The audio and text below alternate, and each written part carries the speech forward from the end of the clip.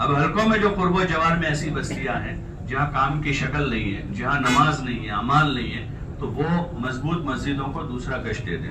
اگر آپ کی 150 مسجدیں دوسرا گشت کر رہی ہے، 150، تو یہ 150 مسجدیں اگر 4 مہینے میں ایک مسجد ایک جگہ کو کھڑا کریں تو ایک مسجد 3 جگہ کو کھڑا کرے گی ایک سال میں۔ تو 150 مسجدیں اگر گشت کرے گی تو سال بھر میں 450 بنجر دیہات کھڑے ہو جائیں گے۔ تو پورے ضلع میں سال ہوتے ہوتے کچھ بنجر بچے گا، چاہے وہ بستی کسی بھی برادری کی ہو۔ تو اس لیے آپ حضرات سے گزارش ہے، اور یہ اسی وقت ہوگا جب ہم محنت کرنے کی ٹھان لیں گے، محنت کرنی، سستی نہیں کرنی، اور یہ محنت قربانی کے ساتھ ہی، بغیر قربانی کے اس کی جان نکل جاتی، بغیر قربانی کے اس کی جان نکل جاتی۔ تو اور ان عملوں کو اس طریقے پر کرنا جیسے بزرگوں نے بتایا، اور پابندی سے کریں گے تو قربانی لگے گی۔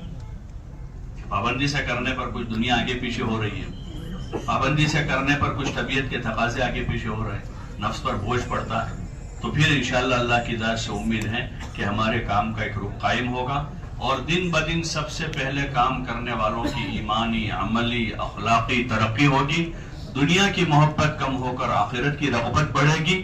یہ صحیح کام کا نتیجہ ہے۔ حضرت مفتی شفیع صاحب رحمۃ اللہ علیہ لکھا ہے کہ ہر منزل کے کچھ اسٹیشن ہوتے ہیں، ان اسٹیشنوں سے منزل کا پتہ چلتا ہے۔ ہوتا ہے نا، یہاں سے دلی جانا ہے تو اسٹیشن آتا ہے، یہ پالنپور آیا، پھر آگے کیا آتا ہے، مابو روڈ آیا، اور پھر یہ آیا، وہ آیا۔ تو اب آدمی مسافر بیٹھا ہے اندر ٹرین میں، اور آگے بڑھی ٹرین تو ننداسن آیا، پھر آگے گیا تو احمد آباد آیا، اور پھر آگے بڑھے تو بروڑا آیا۔ تو یہ ٹرین منزل پر نہیں جا رہی، پتہ چلتا ہے نا ایسا کہ بھئی تو کہیں دوسرے اوپر جا رہی۔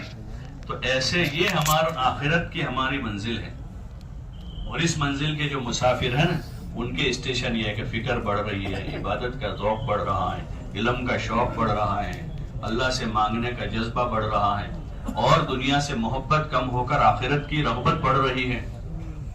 تو ہم منزل کی طرف جا رہے ہیں۔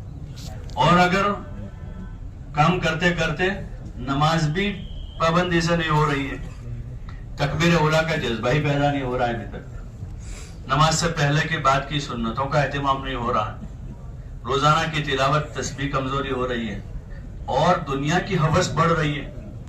کسی کا کاروبار دیکھ کر ہم کو بھی وہ سوچتی ہیں، حالانکہ بقدر کفاف روزی میسر ہے۔ کسی کی دنیا دیکھ کر لالچ آ رہی ہے، کسی کا گھر بنا تو ہم اپنا چوپڑا توڑ رہے ہیں، ہوتا ہے نا صاحب کہ پڑوسی نے بنایا تو ہم بنا۔ تو یہ ہوس بڑھ رہی ہے تو کسی اور طرف گاڑی جا رہی ہے۔ اس محنت سے تو آخرت کی فکر بڑھتی ہے، اللہ کا تعلق بڑھتا ہے، عبادت کا ذوق بڑھتا ہے، مخلوق خدا کی ہمدردی بڑھتی ہے۔